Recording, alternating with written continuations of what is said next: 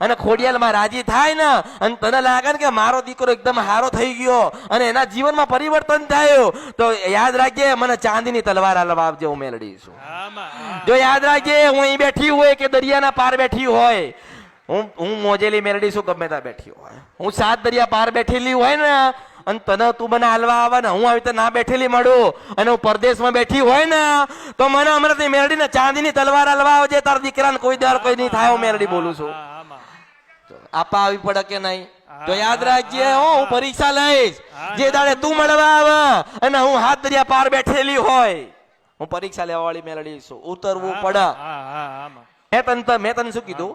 તું જે શ્લોક બોલ્યો, તું જે વચન કર્યા, જે પ્રવચન તે કર્યું ભગવાન માતાજીનું, તો તું બહુ ભક્તિભાવ વાળો કહેવાય. પણ તારી ભૂલ ક્યાં કે તે તારા બાળકને કોદાળો કીધું નહીં કે બેટા આપણી 2 માતા થાય છે, એક સફેદ કમળ પર બેહનારી માતા છે બ્રહ્માણી, એની બાજુમાં એક ખોડિયાલ માતાનો દીવો થાય છે, તારી પેઢીમાં 2 દીવા થાય, કોદાળ તારા દીકરાને 2 દીવા બતાવ્યા નહીં. પટેલા દુઃખી થયો આપણે રાજપરાની ખોડિયાર બોલતી હોય અને શંખલપુરની બહુચર ગાતી હોય, તો આન કહું છું કે દર રવિવારનો તાર દીકરાને ખોડિયારનો ઉપવાસ કરાવજે.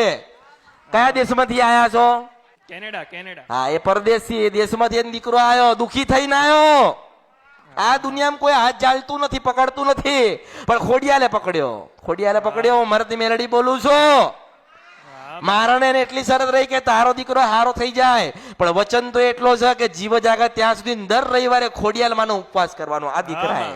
અને સુખડીને શ્રીફળ ધરાવન પછી અનાજ મોઢામાં નાખજે અને તાર દીકરામાં પરિવર્તન આવી જાય ને, તને લાગે ને કે કોક માતા મળી ત્યાં કળિયુગમાં મારા દીકરાને નવું જીવન આપ્યું છે, તો હું પરદેશમાં કોઈ પણ ખૂણામાં બેઠી હોય મને ચાંદીની તલવાર હાલવા આવજે, હું મેલડી છું. તારું મારું વચન રહ્યું.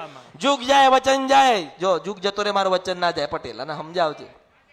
જો મેં પૈસા માંગ્યા નથી, પૈસા તો મારા હાથનો મેળ છે, જાવું એના લાખપતિ ને કરોડોપતિ ને ખરબોપતિ ને અરબોપતિ બનાવી દઉં અને ચાહું કે ભાઈ ટણી વાડો છે તો હેડ બધું મૂકીને ભગવાનના ઘેર ઉપાડ.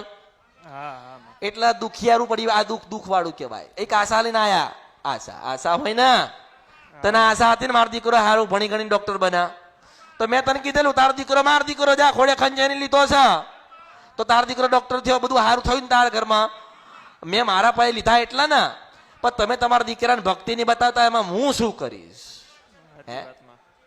એટલે ખોડિયાલ અને બ્રહ્માણી 2 નારાજ છે.